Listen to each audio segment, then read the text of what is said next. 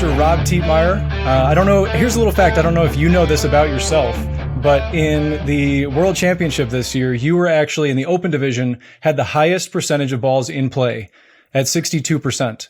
Sorry. And the average, so like the frame of reference, like the average for all of the divisions, all the competitors was 37%, and you're at 62. So congrats.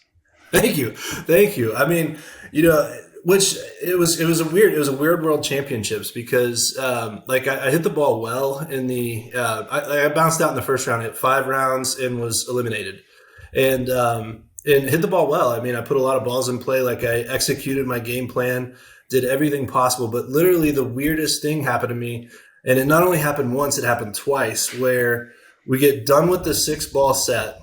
As I'm walking off the tee box, I think I win. I think I get the 200 points. Mm-hmm. And not only one, but 2 guys passed me on their 6th ball. Oh man! To put me in 3rd place, and it happened twice. And like I put out good balls too. Like happened in I think like the 2nd set and like the 4th set, and like the 4th set, like I needed a win there. So I hit my 6th ball. Look up at the board, perfect. Got my 200 points. I'm in. Mm-hmm. Things are good for tomorrow. And as I'm walking off, new numbers pop up and I get sent home. It was wild.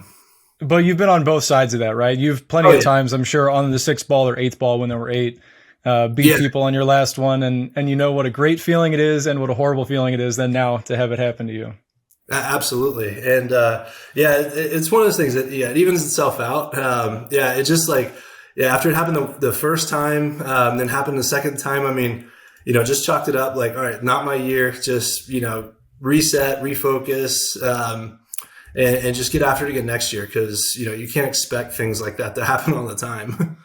Yeah, that's crazy. And, but going back to the 62%, that's awesome. And I think, obviously the name of the game is hitting it farther than everybody else, but you have to put good shots in play to do that. And even for people listening who maybe aren't competing in long drive and they just are playing tournament golf or want to beat their buddies, hitting that higher percentage in play is always a good thing. So, what are some of the things you do to make sure that, because you're always one of the more accurate guys. So what do you do? So I just, I basically, I kind of map out, I'm fortunate that I can kind of move the ball both ways. I hit in a lot of charity outings. So, I see a lot of different conditions. And basically what I'll do is, I'll check the weather, check where the wind's doing, check what the ground, try to figure out what the ground's doing. And then I'll pick a specific shot, that I want to hit for that event, whether it's a, mid-level draw off the right side, whether it's a, hit it down the left and let it cut back a little bit. Whatever it is, I find that shot, I sit over on the range and I literally hit that shot over and over again on the range and, kind of use I always think of it like as a 92% swing, where, if you do the percentages on swing speed, it's closer to 100, mm-hmm. But in my mind, it's about 92%. And I just literally pound that shot over and over again. And then, coming up to the tee box, sometimes it's hard to rein in the nerves and hit that shot because, you'll hit some shots that are just funny in competition. But yeah, your goal is always to kind of hit that shot over and over again and just kind of wear it out, and that's, mm-hmm. And then if the conditions change, you change your shot, and then, I'll go through, it's funny too, because I always pick a driver that I want to hit, for the day. And, and then I go to the range, I start hitting that driver. Maybe I'm not, squaring it up exactly how I want to. So I'll kind of go through my drivers a little bit, but there's always one that for whatever reason, I have them all set up very similar. There's always one that I just, I'm hitting it in the center of the face a little bit more, or I'm getting it is turning over a little bit, or it is cutting a little bit.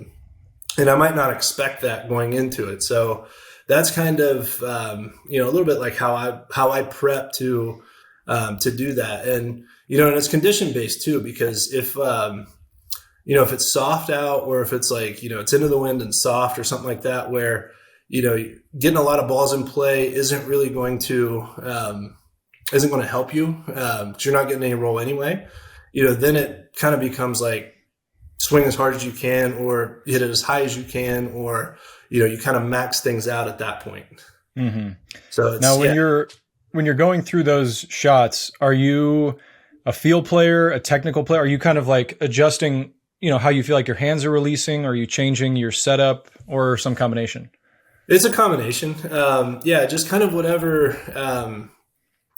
I'm feeling is going to hit that shot. Now, for whatever reason, for me, I mean, if like wind's off the right, I'm just more comfortable lining up down the right and trying to turn it over. And I hit a little bit of a pull draw. So like sometimes if I'm hitting a draw, it looks like I'm aiming like 3 miles to the right because I'm pulling it back a little bit and letting it draw. And then, kind of the same, like if it's off the left, I struggle just in general hitting a draw into that wind. So I'm going to line up down the left and either try to hit a straight ball that like falls to the right or get one that actually is cutting a little bit. So yeah, and that's going to be just a change in setup, just a change in, the shot I'm seeing in my mind. And it just kind of translates. It's kind of a feel thing. Like there's not necessarily like it's not like a set adjustment, if that makes sense. Yeah. From my perspective, when you're hitting, like if you're playing golf, tournament golf, a lot of times you're hitting 80% shots, something like that. And so it's a lot easier to flip a little bit more, to hang on a little bit more and have those like really fine motor, like adjustments, which maybe that's not a good thing, but some days it works really well. But in long drive, because you're trying to basically go near max every time, you don't really have the timing to be able to, or I don't have the time to be able to like flip more, hang on more. So then it usually comes down to I have to make an adjustment to my setup, where the ball position is, where I'm aiming, how my body's tilted, and or an equipment change, putting lead tape on it or a different shaft or whatever. But it's always weird to I guess just experiment and see, like you were saying, okay, let's see, you've got like 2 drivers that are basically the same, but one is working a little bit better for you. And that trial and error of then, okay, it's working better on the range. You step up on the tee box when all the adrenaline is pumping. Is it still working out best for you there? Most of the time, yes. Most of the time it is. And it's funny because like, over the course of, if we do a 2 or 3 or 4 or 5 day event, sometimes it's different drivers, sometimes I'll hit a driver earlier in the week that's just giving me a great flight. And then, on day 4, I'm hitting that same driver. Everything in my head is the exact same, but I'm not getting the right flight, or I'm not getting, I'm not hitting the center of the face, whatever it is. And, and then I'll make the adjustment and just switch drivers. And, sometimes it works right away. Sometimes it's even worse. So then I, go to the next thing and then just try to pick, like, I just, I'm open-minded about it. Like if I got to hit a low ball and I've got, 4 degrees and 5 degrees, but I feel better hitting the lower ball with the 5 degree, I'm just going to go with it. I'm not going to say, well, it's a 5 degree, so I can't hit it lower. Yeah, so, right. I just go kind of with, because I might be a little bit more like on my left side, kind of stacking it up a little bit more and not knowing it, covering it a little bit more. And, but whatever kind of gives me that best looking shot for what I think works on that grid the best is just what I'm going to go with. Yeah. I remember in 2018, I was hitting the XR16 heads, and those were fantastic heads, but you'd go through them pretty quickly.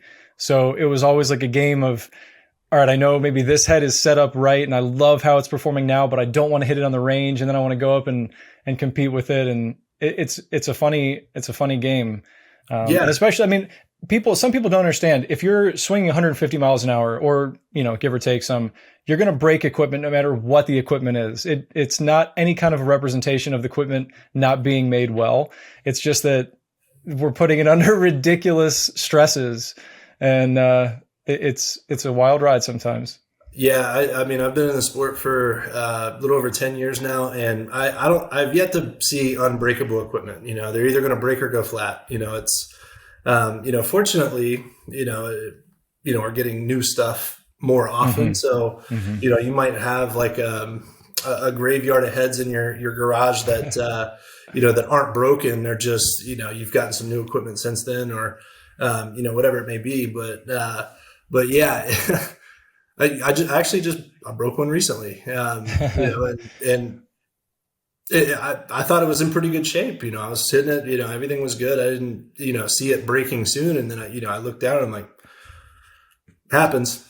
The first time I ever saw a head like totally break was in maybe it was 2017, because I think that was the first year I did any tour events. Yeah, 2017. And I was warming up on the range, hitting a crank F6. And Lance was right behind me. And I hit it on the range, and it was just like, bow, this crazy noise. And he was like, wait, let me see that head. And the whole back of it was like split open.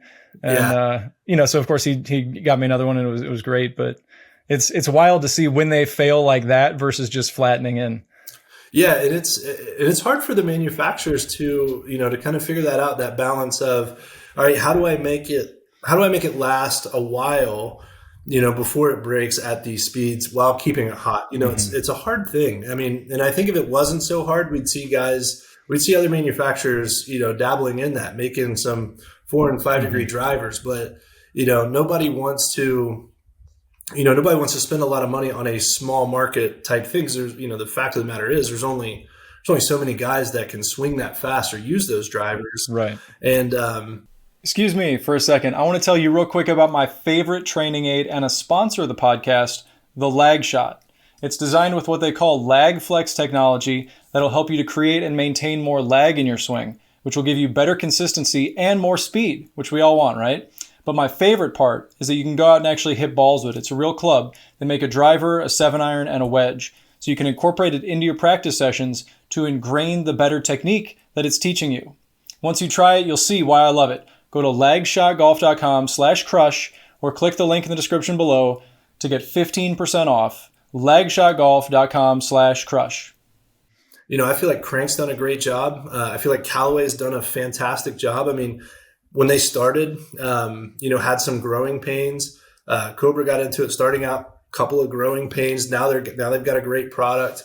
So it's, hats off to the manufacturers who are really finding that balance of, how to keep it near that legal CT limit and keep it durable. Because I've heard some horror stories about, like early 2000s, late 90s, whatever it was, where, you would literally have to bring a bucket of heads with you. And, guys would show up with 25 drivers because they'd expect to break 5 or 6 of them during any event. And, thank God we don't have to deal with that now. And even if we did, we have adjustable shafts now or adjustable heads that you can just pop a head off, put a new one on. And that's the key, I think. Yeah. If we didn't have that, I mean, you would really have to bring 30, 40 drivers, because who knows if it's a 4-day event and you can't unscrew the head and take it off, you're going to have a hard time. So even now, if the head goes, it's not that big of a deal, which is great. And I'm sure that's, like you're saying, it's a huge feat just for the manufacturers to make it so that it's strong enough in the screw-on attachment and the shaft. And I'm sure a lot goes into it. And absolutely, hats off to all of them. The 3 you mentioned do a fantastic job. And I haven't really tested the Cobra heads, but from everything I've seen, they're doing very well. Absolutely. And I've kind of followed it up. I've actually never hit it. I've looked at them. I mean, it's hard to tell anything from really looking at it, but yeah, I mean, everybody kind of saw the British Open, with Bryson, the comments he made about the Cobra head. I mean, may not have been like all that far off. I mean, those guys are working tirelessly to make a good head, and they've got an idea to for this one head that they want to make a certain way, and Bryson goes to hit it and it just doesn't turn out right.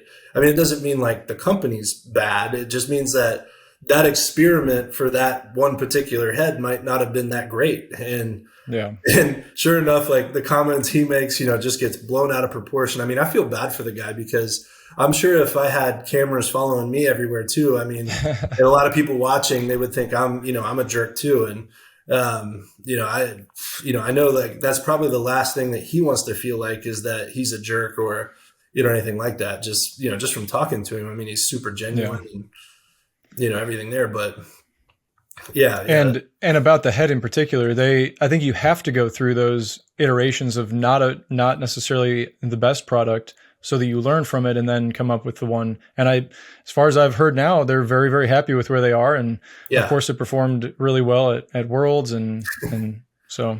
Yeah, absolutely. I mean, you can't deny the success that they've had. Kyle and Bryson with that head. I mean, it's got to be good, you'd think. I mean, there'd be no other explanation. It must be the head, Exactly. So let's go back a little bit into so you said 10 years now. How did you get started in long drive? Did you have a tournament golf background before that, or what's your story? So I went to Coastal Carolina. I did the PGM program. That was kind of the best first sales job I ever did was on my parents to let me leave small town Indiana and forego playing golf for a small school somewhere in Indiana, Ohio, and going to Coastal Carolina. Doing the PGA program, which is a fantastic program. I mean, I'd recommend that to any kid, coming through there. But I mean, the reality was, here's a great school in Myrtle Beach, looks like a ton of fun. So I did that. I played a lot of golf when I was in college, but I didn't play for the team. They had Dustin Johnson at the time. They were making NCAA finals. I think they finished second 1 year behind Stanford. Don't quote me on that. I could be way off on that, but they were loaded and just absolutely awesome. So I really with golf, like kind of screwed around, played a lot for fun. We'd play little games and stuff. Always loved the sport, always loved to play, but I never really got over the hump, playing wise. So I'm senior year of college, and a guy by the name of Tom Garber plays in a little charity outing just at the school's golf course, and word got to him that there was this kid smashing tee shots all over the place.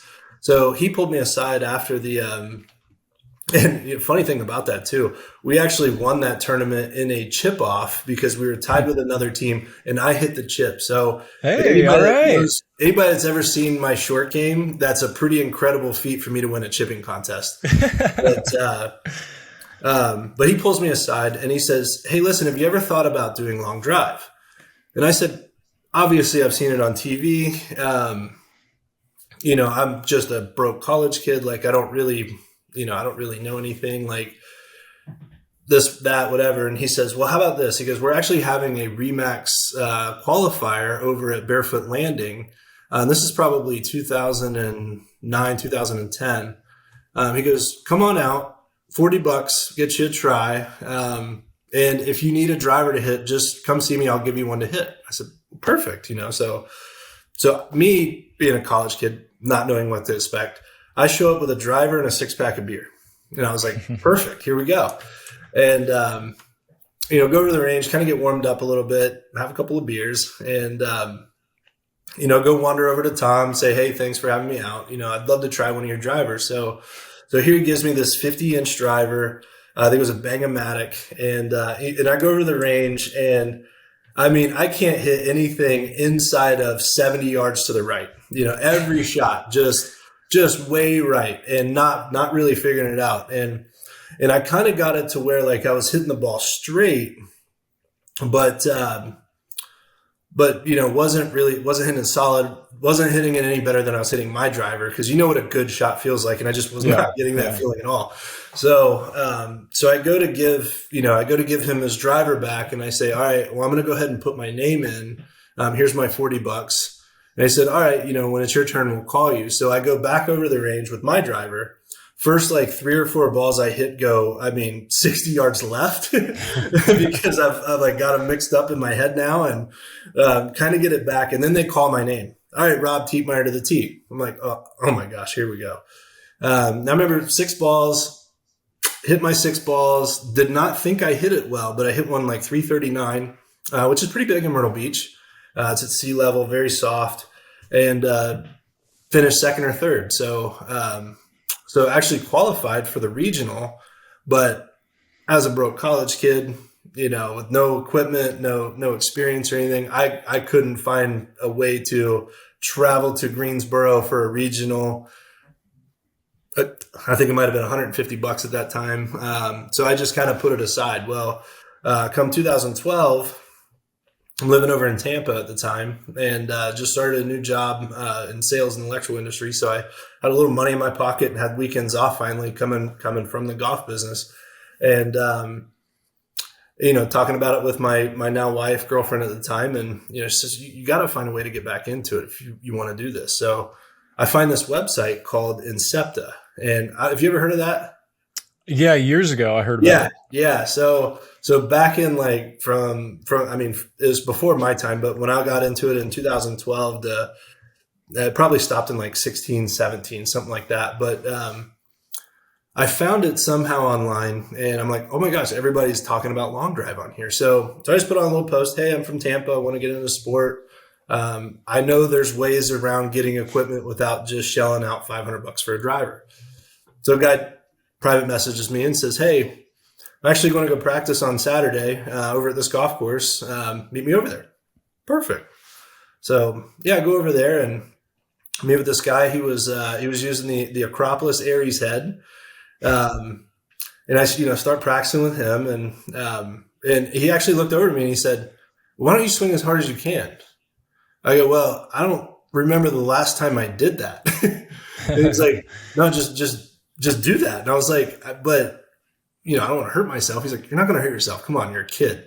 So long story short, he gives me like this 1X 7.5 degree driver at 50 inches to get used to. And I start, crushing this thing, and he's got a little swing speed radar. And at the time, I really didn't know swing speeds and ball speeds. I didn't know what was competitive, anything like that. And he would set it down for a few swings, and, it was like, it would say like 147, 148, which reads high. And I was like, well, is that good? And he wouldn't tell me. He just come back next Saturday, let's practice again. So I'd come back, we'd practice and, chat about it. And I'd ask him again, hey, what do you think? Do you think I'm, what do you think? Am I competitive? He goes, well, there's a qualifier over in Melbourne. Sign up for it. You'll find out there. So sign up for the qualifier, go to the, it was a locals the one day, regionals the day after. So it worked out perfect. Get through the local pretty easily, get over the regional, and David Mobley was there. And I knew that name for just being in the golf world. And like in the second set, I think I actually like beat him by like a yard or two. So I thought that was really cool. And I think there was about 32 guys in the event, finished fourth, and they took the top 3 to Worlds. So I had an alternate spot. And, and afterwards I asked the guy, I said, what do you never told me what you thought, like, am I competitive? And he's like, dude, you're like world-class speed. Perfect. That's pretty awesome. That's flattering. And then, I remember we were in a Staples and, getting the call from Dave Zajac. Hey, you made the 2012 Remax World Championships. Nice. And I mean, I was through the moon. So I go out to Mesquite, first time ever out west. And day one, I'm watching the seniors. It's downwind. They're all going over 400 yards. Day two is, open division. And, I'm watching in the mornings. It's downwind. Everybody's going over 420. And in my hold on, let me interrupt here. So in the time between your regional and going to Worlds, how long was that? And like, were you training? Did you get equipment? I was still hitting once a week, okay. or once or twice a week. I'd slide out and go hit. I was working out in the gym a lot. Like, I was pretty excited about it because I wanted to get better at it. And then, so the qualifier was in probably May, and then Worlds was in September, and I got the call in probably maybe mid-July, early August. Okay. Like okay. Which was kind of neat. So then once I got that, I got with the guy that I was hitting balls with. He goes, hey, I'll hook you up with some equipment. So he got me a couple of drivers to get used to and start practicing with. And, got to where I was relatively comfortable. And, but yeah. So I'm watching the first day of the open division. And at that point, I'd never hit a ball over 400 yards in my life. And so I'm watching all these guys go 420 plus in the open division early. And, I'm in the afternoon, and I remember I go up first set, super nervous. I mean, can hardly put a tee in the ground. You're on the stage, people watching. I mean, it's the real deal now. Mm-hmm. And I hit 6 pretty bad balls, but one went in, and it went like 411. I was like, well, that was kind of cool. If I can hit that ball 411, then I can compete. So, go back over, and this time it's double elimination. So I hit the next 2 sets, and I I go something like 444, and then I go like 453. I win both sets. Wow. And that at that time they took top 4 out of 8, and it was really windy. So in the way with double elimination, you could hit like a couple rounds in a row, and then you could have like 45 minutes before you hit again. So first timer at Worlds, what's he going to do? He's going to go over there and hit as many range balls as he possibly can. Yeah. And it was funny because I used to hit this like little cut, everything would cut a little bit. And I sat over there on the range just trying to figure out how to hit it just a marginally straighter. And what I didn't realize was that cut was actually perfect for me because it was staying in the air long enough to really get the carry and then would roll out. And then when I got over there and figured out how to hit it straight, I was hitting it lower and it wasn't in the air long enough and wasn't going as far. But at that time, no launch monitors or anything. And, come back up to the next set and hit it what I thought really, really well, but got eliminated, went like 419 or something like that. So that was my first year in introduction to the long drive. And, being that first Worlds hitting the ball over 450, I was hooked. That's a pretty solid start. Thank you. And you don't need to tell people that it was windy unless you're going to say it was into the wind, but it doesn't really matter. Might have been snowing a little bit. That's awesome. I had, I guess kind of a similar experience in that so 2015 was when I started. That was when they had the buy-in. Yeah. And like you could go and it was basically like a big last chance qualifier. You show up and you have to make it then through that. And I think it was like a month before I signed up and I had never hit a long drive driver. And there's this guy, Rick Tijerina in Illinois, really nice guy. Let me use his equipment. I think it was that Bang-O-Matic head and then also a Crank F5. And I was using those two. And I had no idea if I could compete. I didn't really know because I had never hit on a launch monitor or anything other than, whatever, twice a year when I would go maybe hit in an instructor's bay or something like that. But I knew what my driver felt like, just like with you. You're used to what a play driver feels like and the kick point and the certain weighting and stuff like that. And you go to a long drive driver and it's 3 or 4 inches longer because at that time it was 50 inches, but it was measured vertically rather than in that contraption that they use now. But 3 or 4 inches longer. And it just feels so weird, especially the kick points. For me back then, I remember it was the weirdest feeling to try to, because I played a lot by feel and timing the whip with my play driver. And then I go to the long drive equipment and it's another world. But so then I show up in competition and my very first shot of the whole thing went 419 yards. And I was like, oh, that's pretty good. I guess I can do it. But yeah, I had no idea. And when I stood up on the stage, I really didn't know if I was going to be competitive at all with the people up there. But it turned out to be pretty good. And it was a lot of fun. But I know that feeling. It hooks you. It really does. And it's funny when you talk about, going to that long drive driver for the first time. There's times where I'm wondering, does this thing even have a sweet spot? Everything I'm in feels terrible. And it's just, you don't know how to load it. And, my trick when I started was I started moving it up in my stance a little bit more, which, it promoted a cut a little bit, but it actually helped me let the club head catch up because, I'm sure you've seen it too all the time where guys are like, hey, let me hit your driver. And, they just hit it miles right because the hands get there so much faster than the club head. So to cheat that a little bit, I just move it up in the stance a little bit more and just, try to, just make sure it's going to start left and probably cut back. And that's just what it's going to do.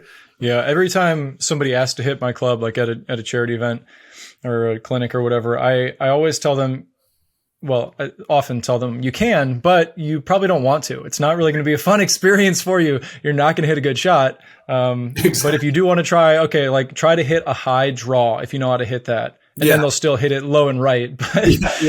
But if they try, it's better. Yeah. Yeah. So, but going back then to my first experience, I think it was the day before that, the first round, I was hitting the Geek Bang-O-Matic, whatever, I forget what it was called, but that had, and we were hitting into the wind at the WindStar range. And I was rolling them up to the 400-yard little balloon they had in the back. Yeah. And the wind was definitely not helping. It was kind of cornering off, but I was taking like a hard golf course swing. That's what it felt like. It was not a max effort thing. And then I made the mistake of in competition, letting the adrenaline taking over and going all out and like, brute force. And sometimes it worked, but sometimes it didn't. And that's something I've talked a lot about on the podcast here. And I've really only come to understand better in the last, I don't know, year, is how when you put a ton of force into it, it's not necessarily going to produce a faster swing. So let me ask you then, when you're maxing out, when you're going as fast as you can, what does it feel like for you? Are you still feeling like it's a loose, or does it feel like a power move?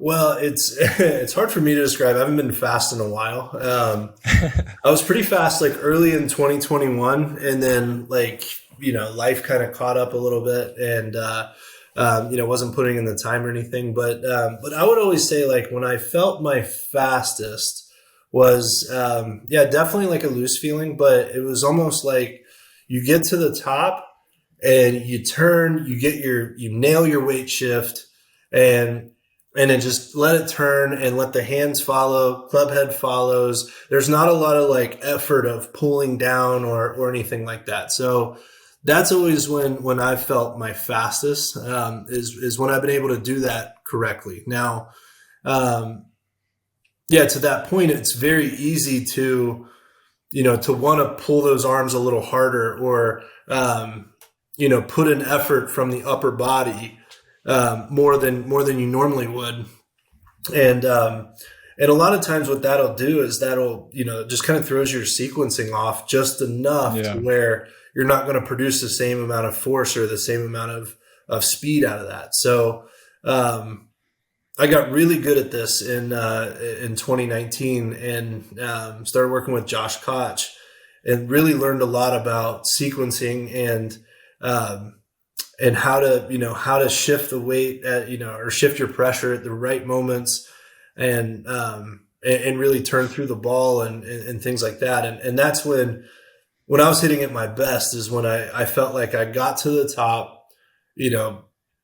I wasn't thinking about my pressure shift, but I knew that it was really good. And I'm just thinking about taking my torso or my hips and really just turning them as fast as possible.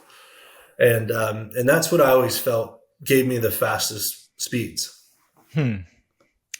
It's also confusing because the feel versus what you're doing versus, how you're measuring it. An example, and I don't even like to use it because I'm not criticizing Jason Zubak here. So Jason, if you're watching, but if you could picture his backswing, where to me, it looks like, because he's just this jack dude, like he's almost turning back in kind of one piece. And then if you were to contrast that with like Dustin Johnson, since you mentioned him, his seems like his hip and shoulder separation is so slingy, and there's a big separation. And I think a lot of people, I've certainly been guilty of this, that in long drive, when I'm trying to go harder and trying to make it more of that power move, that whatever, I'll become more of like a one piece swinger. And I'm a naturally flexible person, but like you take over and you're like trying to muscle it. And so you go back in one piece and through, rather than allowing the hips and the shoulders to really work in that different way. Yeah. Do you know what I mean? And I'm that way too. I mean, I don't have a tremendous amount of, upper and lower body separation. So, for that's a feeling to me, I know I don't look anything like Dustin Johnson when I do that, but when I do that, I'm getting more of, I'm probably getting a better squat. Like Zubak was really good at getting a good squat and then exploding from that squat. Whereas when I would try to, muscle down or, get super involved with the upper body, I would lose, even though I didn't know this, I'm losing a little bit of, the ground forces from the lower body. So I always had to have that feeling to get the most out of the lower body to transfer, in that kinematic sequence, to get that correctly. But, then like I said, that was kind of a feeling from me. I don't know if somebody that is crazy flexible would have the same thought, because they may have to pull down a little harder or something like that. Yeah. Maybe they're lacking the upper body strength, or, but whatever feeling got me in that proper sequence to produce, and the measure that, I was using was speed, obviously. So, if the speed was up, I'm obviously sequencing correctly. Yeah, for sure. I talked on the episode when I had Bobby Peterson and Ryan Reesbeck. We were talking about stuff that is kind of confusing. And one day I was hitting a play driver and it went as far as, almost as far as like my longest long drive shot of the day. And it's just so weird to me how the sequencing, how you can feel like you're swinging easy, you can do whatever, and it works out better. I think that you mentioned the weight shift, and that's something that I've been working on here in the off season, very successfully. And I think I had, for whatever reason, not been doing that much of this year. And it's just it's a big improvement, like an instant gap where, okay, like you do that. Okay. Well, there's a jump in speed instantly. And then I saw, what was the drill? I think it was Justin James. He was doing a drill where you like emphasize shifting over a little bit earlier. Mm-hmm. Is that the kind of thing that you do to improve that? Yeah. Yeah. So, we used to do a lot of drills, like where we'd be on a little teeter-totter board. Oh yeah. And I can't remember the exact drill, but you always wanted it to go from, trail side to lead side at a certain point in the swing. So, you didn't want that happening as you're coming down. I mean, you wanted it happening, as you're going up. So, you're getting there, you're getting there early. And then I used to always use the analogy like, all right, this side's coming down, lead side leg is pushing up. So you're kind of creating I don't know, like a cyclone or something like that. Yeah. To generate that speed. And I'm by no means the smartest guy out there. Otherwise I'd probably be one of the fastest guys, but that's what I feel like I've learned. And I made huge improvements, in 2019 working with Koch. I mean, that was the first year where, I was doing charity outings full time, and I was all in. And literally, if you look, I mean, I don't know if you'd ever find the results, but like if you looked at how I finished in every single event, it was like a little bit better, a little bit better, a little bit better, a little bit better, and then Worlds was best. So it was awesome. I mean, it was a fun year. It was cool to see the progression. So we started by me giving you a compliment, so now I can criticize you a little bit. So you had 62% in this year's World Championship. In 2019, though, you had a bit of an issue when you made it to the final 8, right? Yeah. Yes, I did. I made a huge mistake, and it's one of those things. I was like, all right, idiot, like, what are you doing? But it was funny. So here's how that went, and I'm going to give myself some credit again, because when we were in the final 32, I don't know if you remember from that year, and they split up the two groups of 16. Now, by ranking, it was even. By ball speeds, it was extremely uneven. And everybody was saying that. They were like, oh my God, look at this, the one group over the other. And I mean, we had Martin, we had Jesse Pedersen, we had Kyle, we had, all of like your fastest guys were in the one side, and I was in that group. So if you're to put everybody's ball speeds up on that, out of that 16, I was like 14th probably. Like I was one of the worst ones, but I was really proud of myself because I had a game plan and I stuck to that game plan, and I never let who was on the tee box with me change that game plan. I was going to go out and I was going to put, at that time, 8 really, really good swings on it. And it was kind of cool because some of the faster guys kind of beat themselves a little bit. Like they'd have an OB set, or they'd have a couple of OB sets. And I just hit, 5 solid sets, won a couple of them, and advanced to the final 16, then get to the final 16, go against Gavin, flew a ball 400 yards on TV. That was awesome. Love that. Won that match, get to the final 8. Well, the night before, I knew I had one match. So I had a really, really long warm up.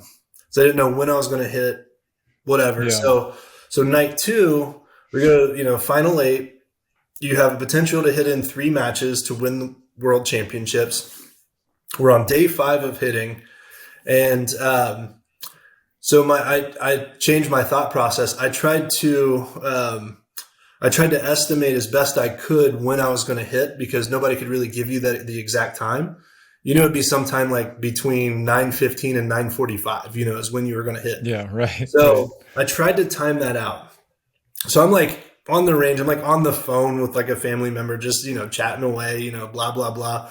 And, I go over and I start hitting some wedges, whatever it is. And I think I'm like the second or third match. And I get my driver out and I hit one driver, and somebody comes over and says, hey, I need everybody in the final 8 to come over to the tunnel. We're going to introduce everybody. So I'm like, oh, I didn't even think about this. So we stand over there. I mean, we're over there for probably 20, 30 minutes. And then they start the show. So everybody comes out and, they introduce everybody. And I've hit one driver so far in my warm up. So, and I'm the third match. So go back, grab a driver. I am like frantically hitting golf balls as fast as I can. I have Koch bring over his TrackMan because I want to look at my speeds to see like, am I warmed up yet? Because I'm like internally just freaking out. Like I'm not going to get warmed up in time. Like I screwed this up, already just a mental mess.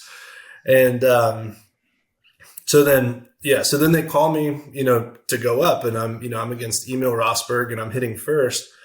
And so they call me up to the stage. Well, then they go to like a commercial break where they do like a story on somebody.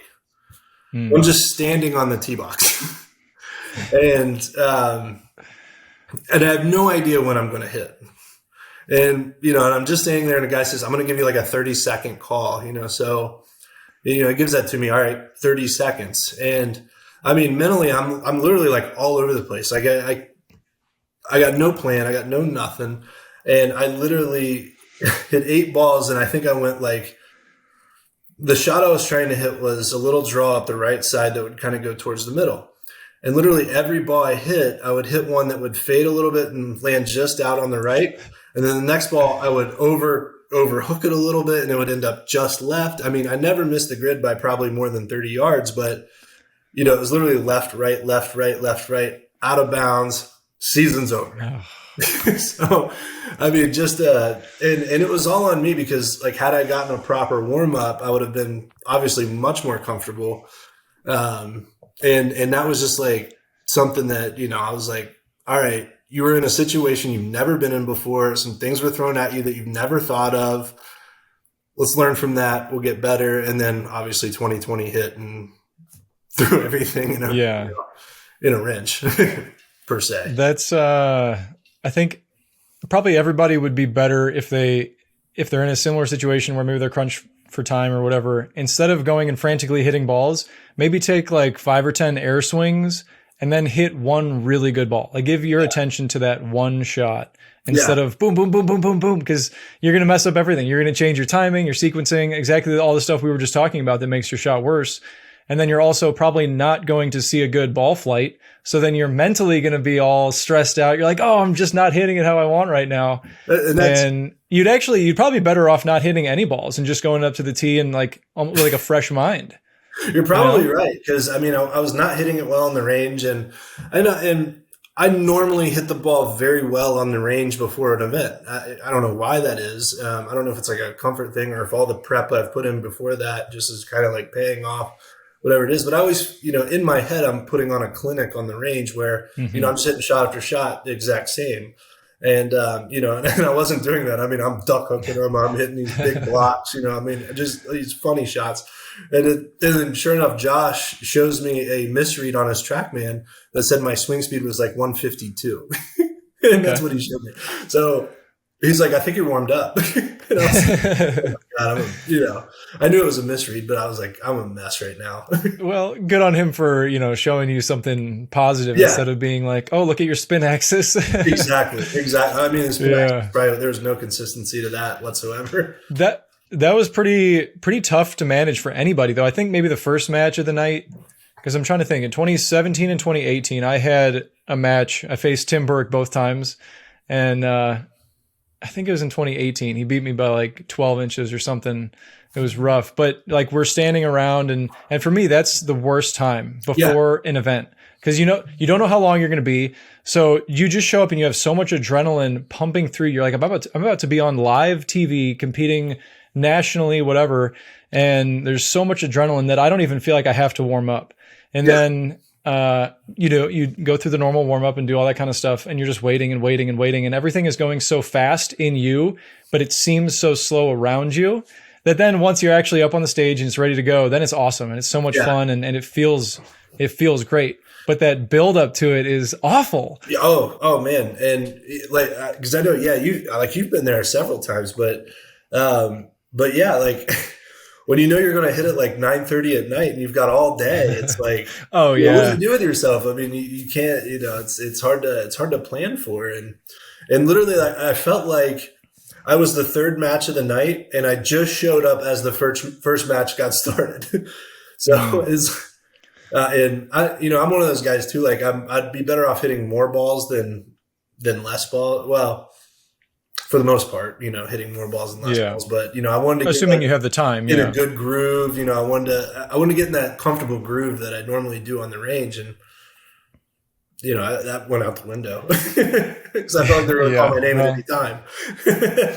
Yeah, but it's, and I've had this conversation with multiple people. You have to go through that really low to learn from it in a way that'll stick with you, and then carry it over into the future. Yeah, and it's doing. I mean, you've had great performances since, and looks like you just keep getting better. So I appreciate that.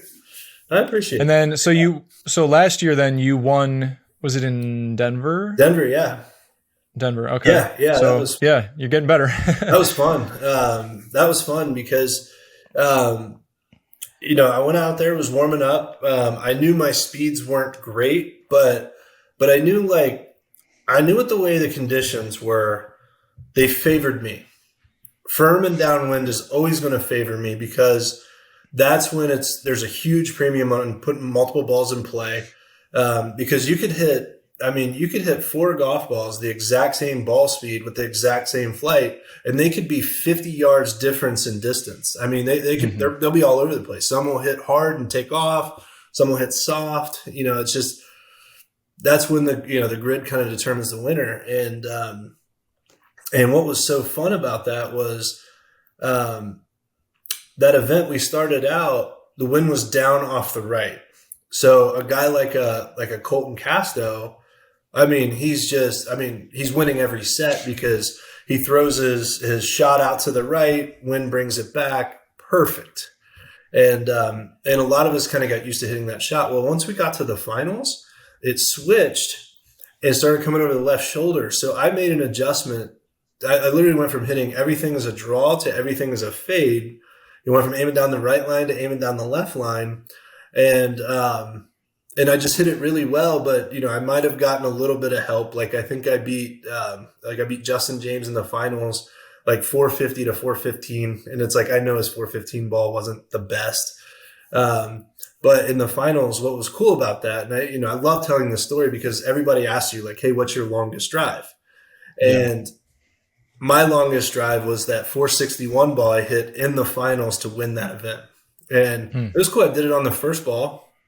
Hit the first ball, just like I always do, I always have a routine. Like I never go at it as hard as I can on the first ball because it's so hard to get in a good rhythm for your set if you go all out on the first one.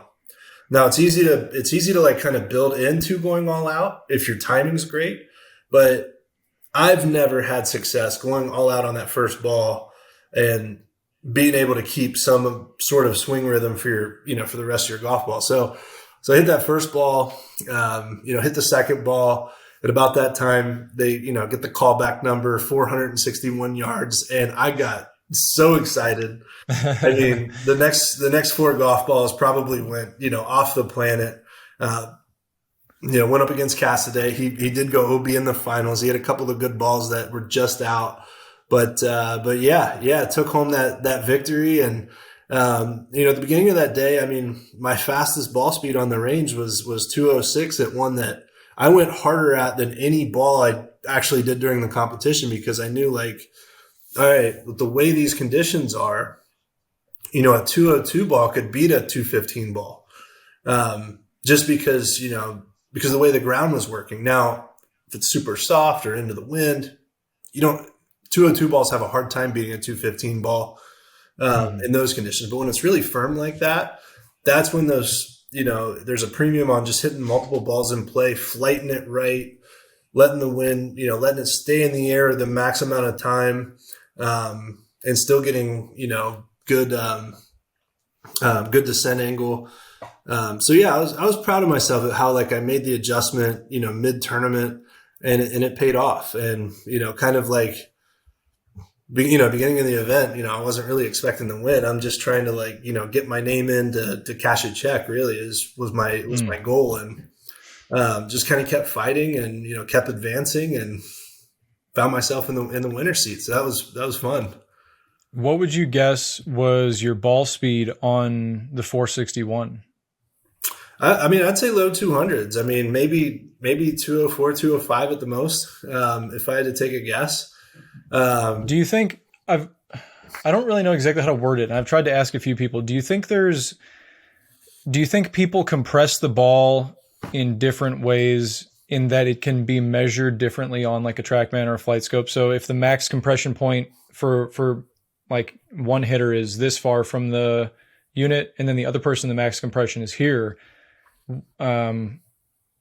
could it be that the balls are moving? I don't really know how to say this. Could it be that one is faster, but it's being picked up slower, and one could be? Do you know what I mean? Does that make any sense? I've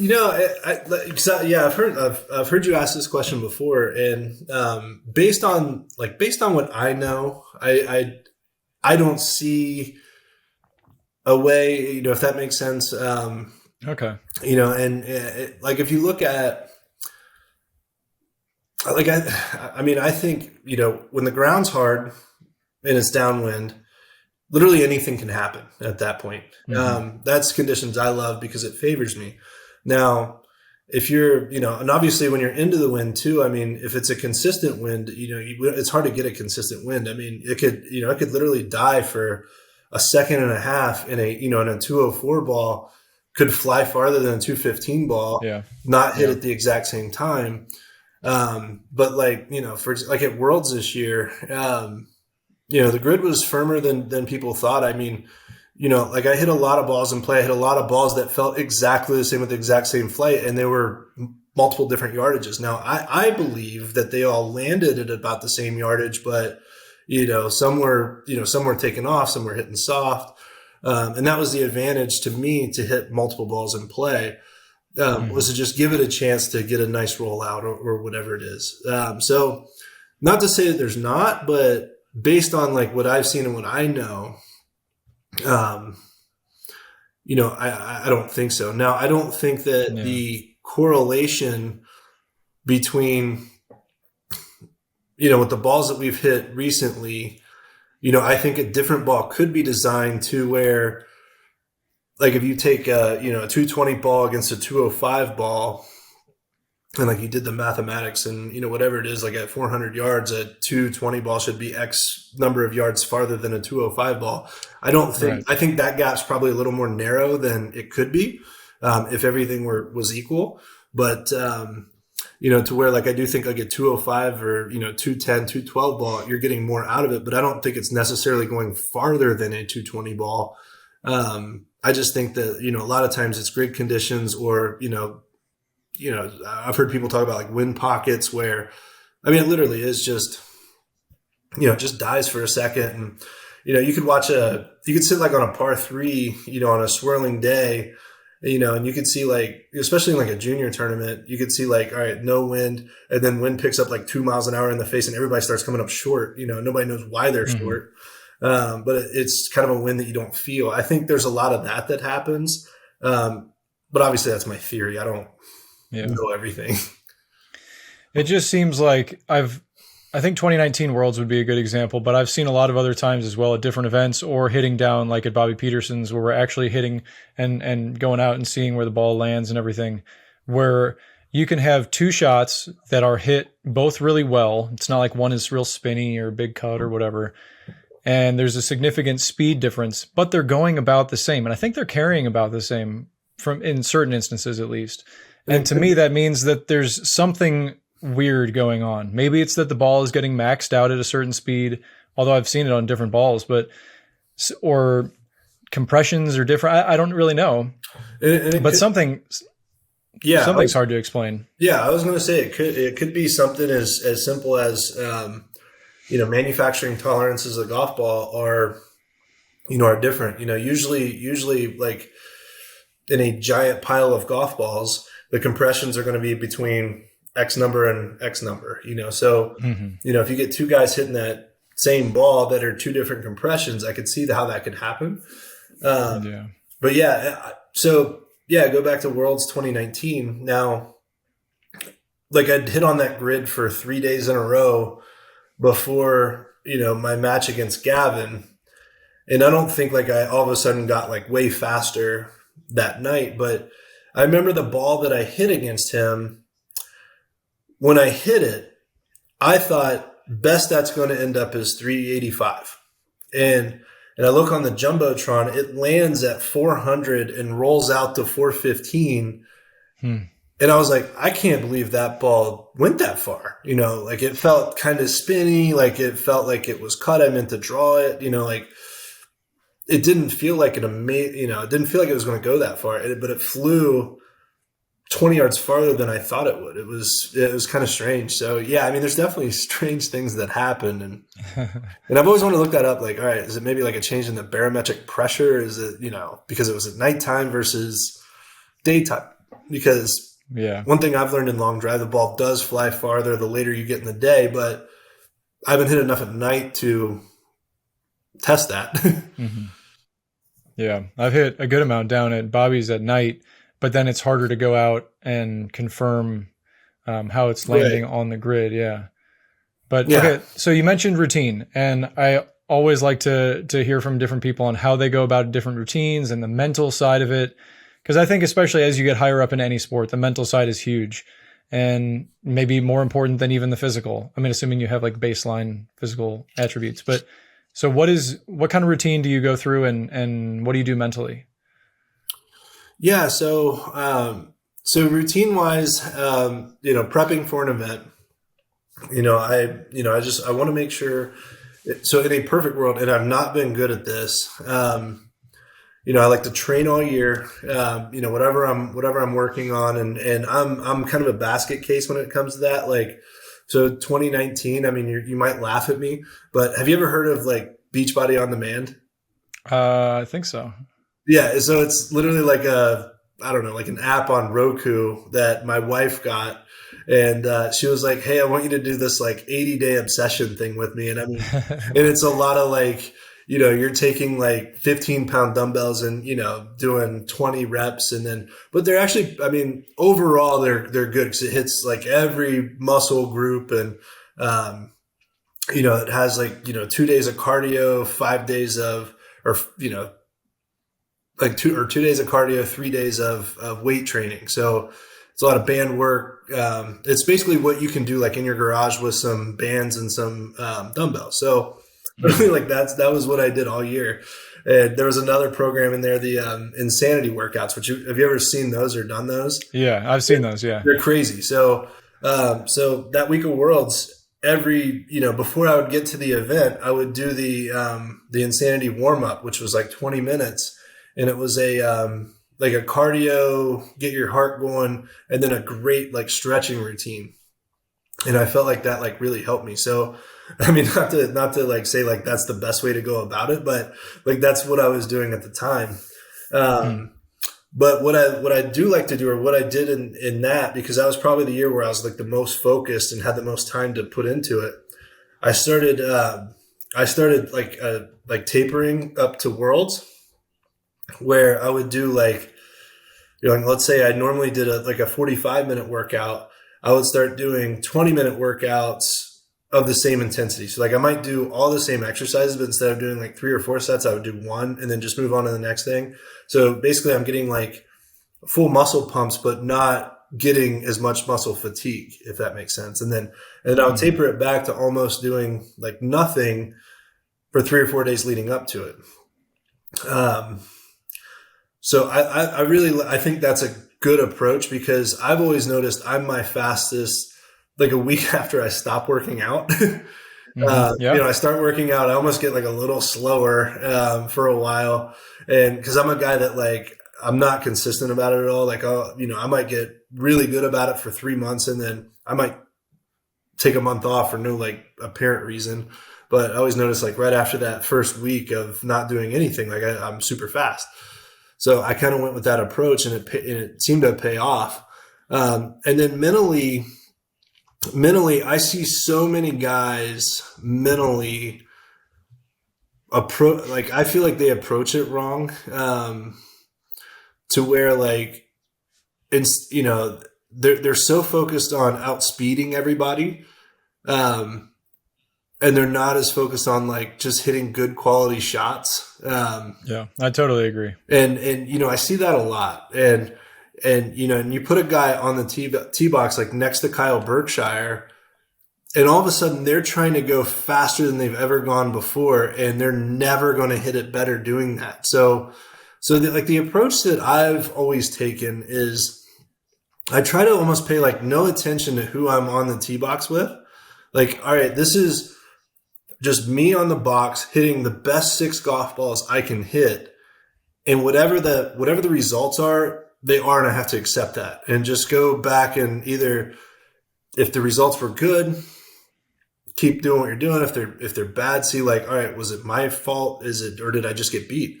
And then, if you need to make an adjustment, you make an adjustment. And that's what I was proud of. Like in 2019 was, I'd be on the tee with guys that were 3 guys that were 10 miles an hour faster than me, but I would hit, 8 good quality balls, and they, 2 of them would go OB, and, I'd advance, and they went home. So, but they're all trying to like outspeed each other. And, yeah, and it's funny. I hear guys talk about that. They're like, I'm not going to go to a tournament unless like I'm a certain speed. And it's like, you can be as fast as you want and still hit the ball terrible, or you could be, reasonably slow, me. And generally I hit the ball well at almost every event.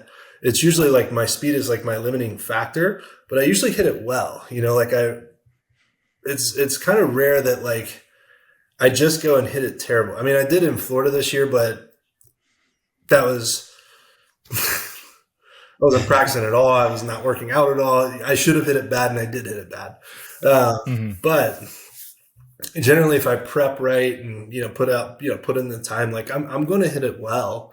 Then it just comes down to, all right, did I do the right things mentally?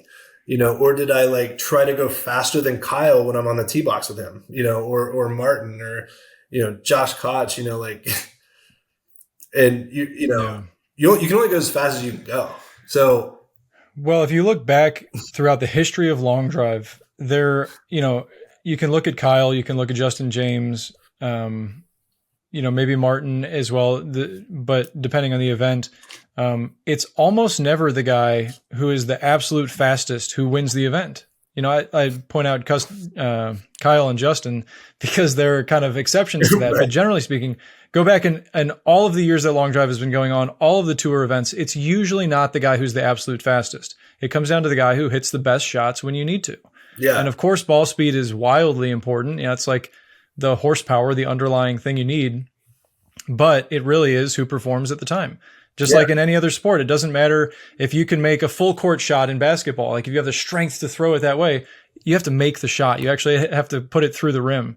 And the same way in long drive, you have to put a good shot down grid. Yeah. Well, and what's funny to think about too, and like I have no experience with this because I don't think I've ever been the fastest guy at any event, but I feel like if you were the fastest guy and you knew you were the fastest guy, it would be like starting out a tournament with a 5-shot lead, and you're kind of trying to like not lose. You know what I mean? Yeah. Versus like, me, I'm like, at my best, I'm, 212 to 215 guy. And I feel like I'm very competitive from there because, I'm kind of fighting from behind. There's nothing to lose, like, this and that. So I wonder if it'd be kind of interesting to ask some people like, all right, because you're so fast, do you feel like you're starting a tournament with a 5-shot lead and you're just trying not to screw up versus, somebody's like, hey, I got nothing to lose. I'm just going to put as many balls in play as I can, and whatever happens, happens. And, I'm not expecting to win. I'm not expecting a check, whatever it is. But and maybe it's easier for me to be like more,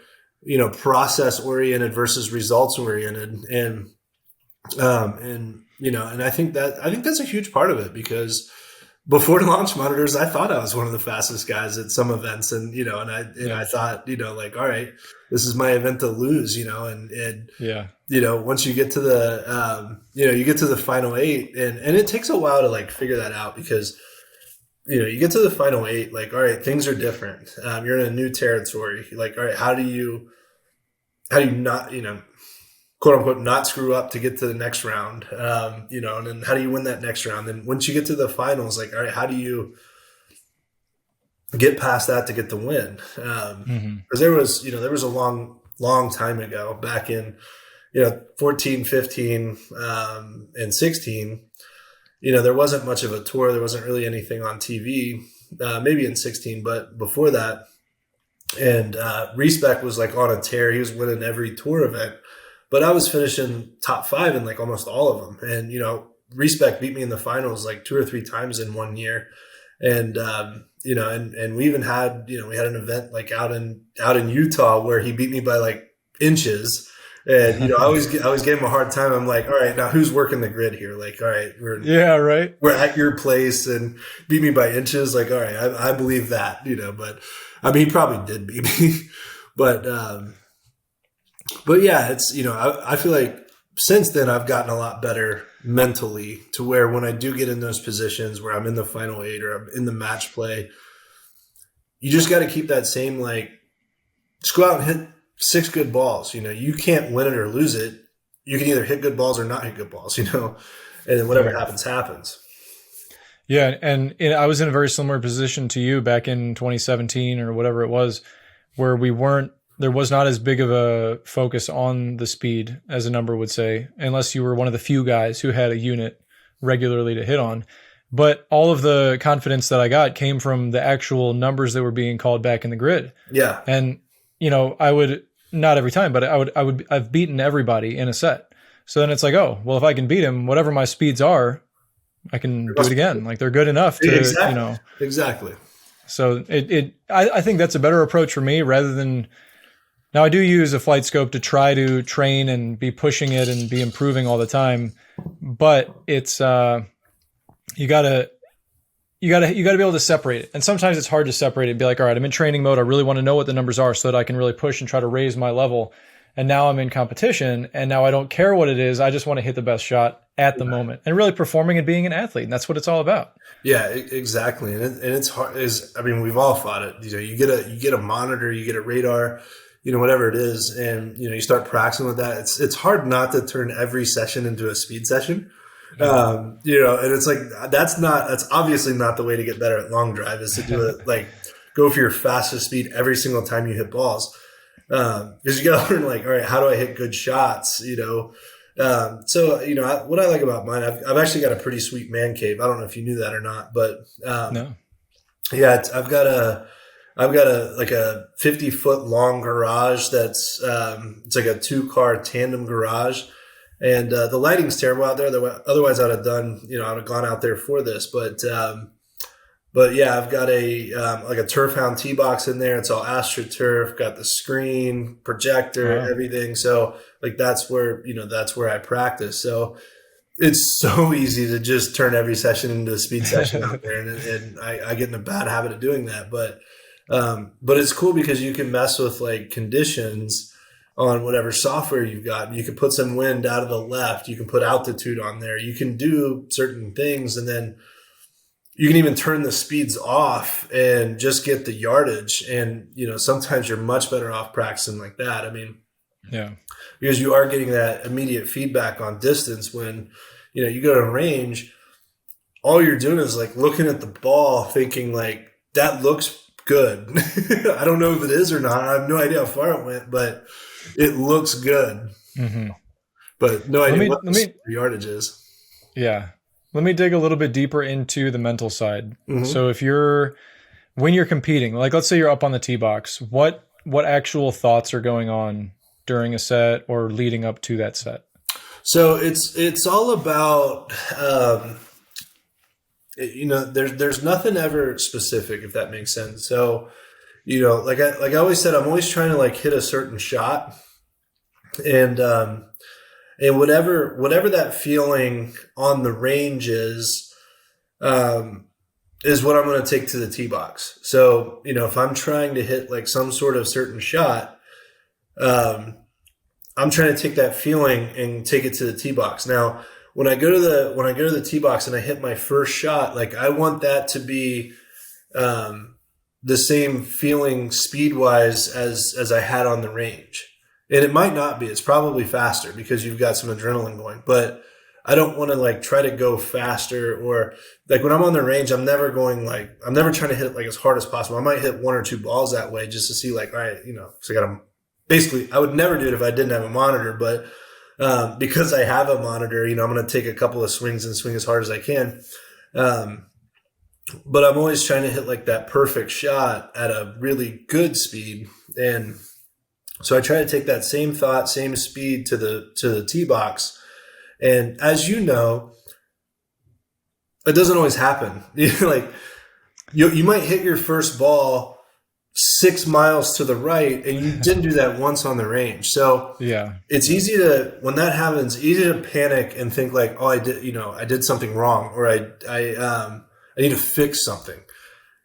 I always take the approach in, I didn't do what I thought I was going to do, so I'm going to try it again. I'm going to do it better this time. Sometimes and it's a hard thing to do, but like I always try to keep that like that same like, even if I hit my first 5 balls out of bounds, on that 6th ball, I'm like, all right, I know what I'm doing. I've been doing it all day long. Let's just do it. Let's just hit that shot. Let's do it. I obviously didn't do it correctly on the first 5. Like I'm not going to try to diagnose exactly what went wrong with each one, but I know what I'm doing. I didn't do it, so let's figure it out. And more often than not, like sometimes it's just an extra like second that I'll take, or maybe like calm myself down a little bit. And more often than not, I'll hit that 6 ball pretty well. I think that's a better approach than trying to really like micro analyze and say, all right, that one was a little right, so now I'm going to shut the face a little harder. I'm going to set up with a stronger grip or something like that, because as you've seen too many times, like you were saying, you missed a little right and then you missed too far left and then a little right. So if you're making those micro adjustments, you're just going to be kind of fighting back and forth, not really knowing. But on the range, you know what that feeling is. That's what you've practiced for, you've trained for.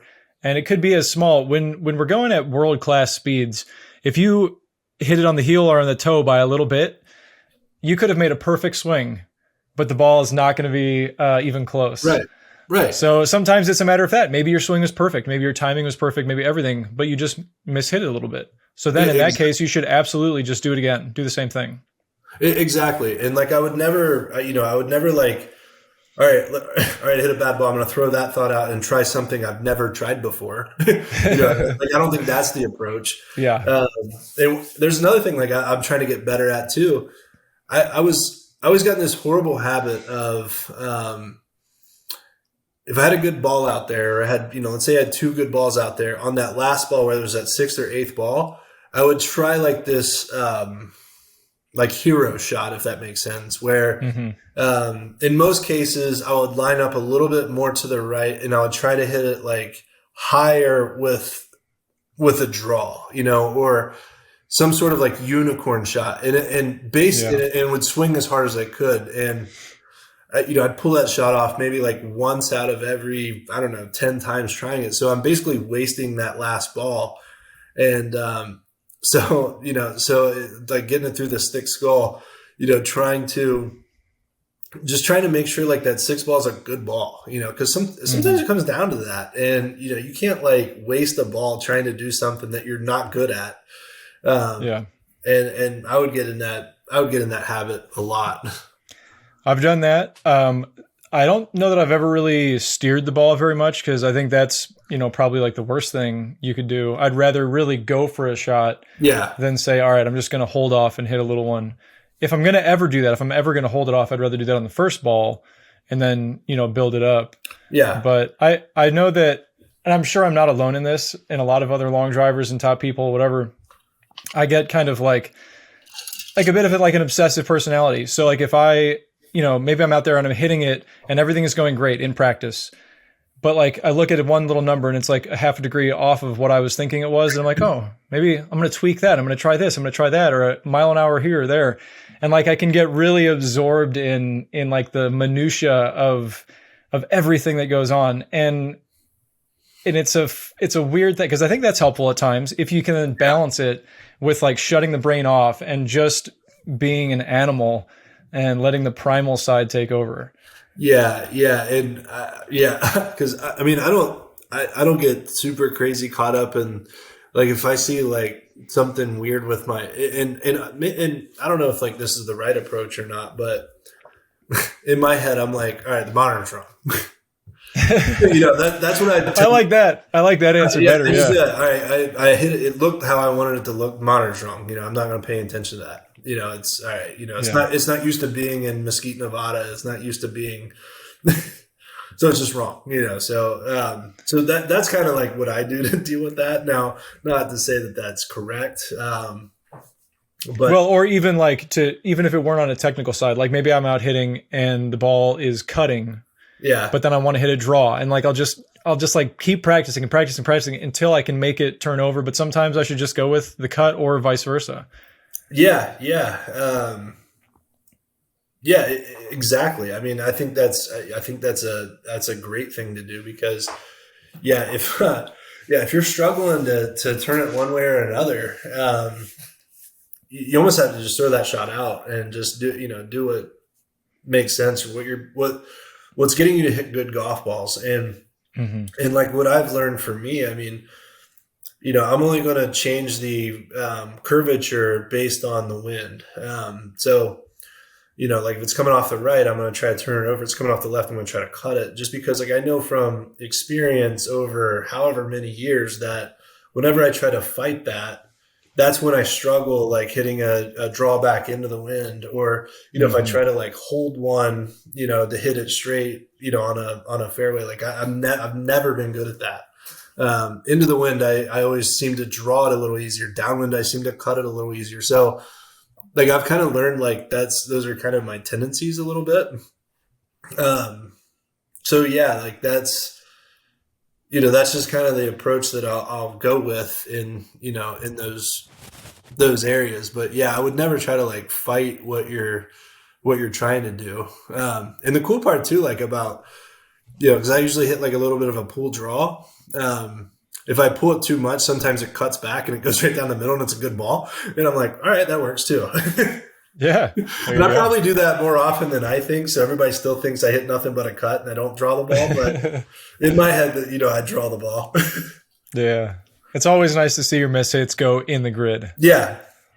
Yeah, exactly. Because even that pull cut, it's usually hit solid. It's just not what I thought, what I pictured it doing. Right. So let's wrap it up with your off-season plans. What are you going to be doing to prepare for a big year next year? Yeah, so right now I am trying to basically figure out a plan for the gym, and try to designate a certain time, a couple days a week, to where like this is what I'm doing, this is where I'm going, and that, like I'm reaching out to some buddies trying to find a training partner, or and maybe I'll go back to my Roku and find something on Beachbody on demand and just like follow that. It's super easy because, like having, I got 2 little kids, so it's hard to like find a ton of time on your own. That's why I had to jump on here so late, to make sure they were down and taken care of. And, and I was out of town all weekend. So I wasn't, I didn't want to be like, oh, hey wife, take care of them. And I'm just going to go like hang out on a podcast. But yeah, so it's easy to go like out in my garage for, to get a quick little like 30-40 minute workout in. Then it is to like go to the gym and then, whatever it is. Cause I know when I work out on my own time, I always take long and, do a lot. And, I'm not like, right. I don't know, super to the plan. So I got to figure that out first. I've been working hard on like diagnosing some things in my swing that I need to adjust or change. Like I've noticed like my pressure shift has gotten extremely ugly. just kind of working on a couple other things. I've got a pretty good like blueprint plan in my head on like what I need to do to get back there. Because quite frankly, I got super slow because I stopped getting in the gym, and my legs kind of got weak, and then my back started hurting, and then then I can't go at it as hard as I want because my back's hurting, and then just like this one problem compounded with another, and then my mechanics were off, so like everything just kind of was like coming at me. So so I got a good blueprint in my head on like what I want to do, what I need to do. And yeah, it's basically, all right, diagnose everything, couple speed sessions a week, get consistent with the gym, get on some sort of consistent plan, and then just be ready by that first event next year, whenever it may be. Nice. Well, it's good that you've got your own setup there. And so do you have like any gym equipment in your man cave? So I have some bands. I have dumbbells up to 40 pounds.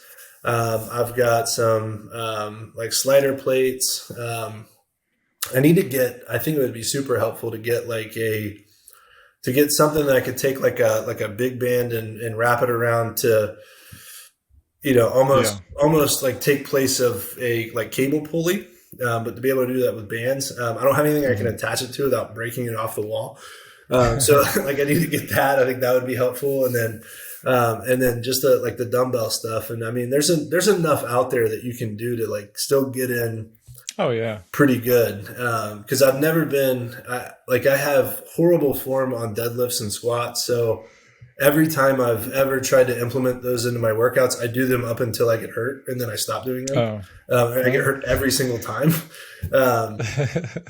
It usually happens. I start deadlifting, and then I'm like, all right, let me throw 265 on there, and then I do one pull, and then tweak my back. I'm done for 3 days, and I'm like, that was stupid. What are you thinking? You can't do that. What part of your back usually gets hurt? It's usually like lower spine, or what I used to do pretty consistently would be pull a QL muscle, and usually that was probably like a 3 days before you're like kind of normal again. But yeah, it was like first 2 days. I mean, you're like, you can't play golf, you can't swing a club. I mean, hardly work, anything like that. And then this past year, I've been going to the chiropractor. I was having some issues, but I've got I guess it's a degenerated disc down in my like lower spine. So just kind of like, that was kind of a wake up call. Like, all right, get it together. That's literally because your legs aren't super strong. So I've got super like long muscles in my legs. I got long legs. So they get tight, they pull on things, alignment gets out of touch, and I just got to make sure like I keep them like strong and like moving and stretched and that sort of thing to keep them healthy. It sounds like the squats and deadlifts with a barbell would be a great thing to work toward, but obviously as an athlete, I mean, injury prevention is number one. So you would probably want to assess why that's happening before you really use it as any kind of a significant training exercise. Yeah. But if you haven't seen it, check out the episode with Bill Miller. Okay. I don't know if you know who he is. He trains with a lot of baseball players and stuff like that, but rotational stuff, different medicine ball throws. And he's got some really helpful pieces of advice for long drivers as well. Okay. Yeah. I replace those with other like leg exercises that don't put the same amount of stress on the back, if that makes sense. Like I'll do like a bunch of like goblet squats or stiff leg deads, instead of pulling from the ground, because I can get down to like maybe just below my knees and then back up. I can't pull all the way from the ground. So even if I were to like pull from an elevated position, I'd be fine. But it's that that full, pull from the ground. And I probably could squat, like if I could just do like half squats, or if I constantly like put something under my heels. But when I'm like, nah, I don't need that stuff. That's every single time, every time. Yeah, I've said this before, but it's those little exercises, the little mobility things, the little posture things that are not exciting. They're not fun. You can't really like sell a program based on it, but sometimes that's the main thing you need. So, Yeah, yeah. exactly. And I'm that. I mean, I'm that perfect candidate for that. All the small mobility stuff helps me tremendously. Mm. Well, cool. Are you going to be putting a lot of it on Instagram, your progress off season? I should. I've been I've been bad about that. People ask me all the time at charity events, like, all right, where can I find you? I'm like, well, probably like at a toddler swim lesson right now, or something like that. But Yeah. you know, I've been bad about that. I need to get better about that. But my Instagram is at Rob Tiettmeyer. Pretty simple. Don't follow my dad. He's Robert Tiettmeyer. I'm Rob Tiettmeyer, PGA Long Drive. So, I get that all the time on Facebook. Hey, somebody will text me, "Hey, happy birthday," and I'm like, "It's not my birthday," and they're like, "I saw it on Facebook." I'm like, "Well, it's my dad's birthday," but yeah, Mm. yeah. Follow me, don't follow him. Rob, not Robert. All right. And finally, let me ask, because you see tons of amateur golfers hitting the ball, so let me ask for two things. First, a piece of advice for an amateur, like not a very good golfer, but on how to hit it farther, how to hit it better. And then also the same thing for maybe like a higher level player. Yeah, so I think that there's kind of like three things um, that amateur golfers can do to build power, and one of them be get stronger. That's going to apply to anybody that's not like regularly in the gym. Those people all need to get stronger. The lowest hanging fruit that I think I see with most people is they don't move correctly. A lot of times, they go into their backswing and they like sit into that right hip. They don't, they don't let that, they don't let that leg lengthen and turn around it and get their back to the target. And say, well, I'm not flexible. It's like, well, no, you're just not moving correctly. Like you can be way better than what you're doing. I think that's that's some low hanging fruit. Get with someone who understands pressure shift and things like that, and they can show you a lot on how to unlock some pretty quick speed, and then literally just going out and hitting golf balls with intent. 2-3 days a week's really all you need to start out with.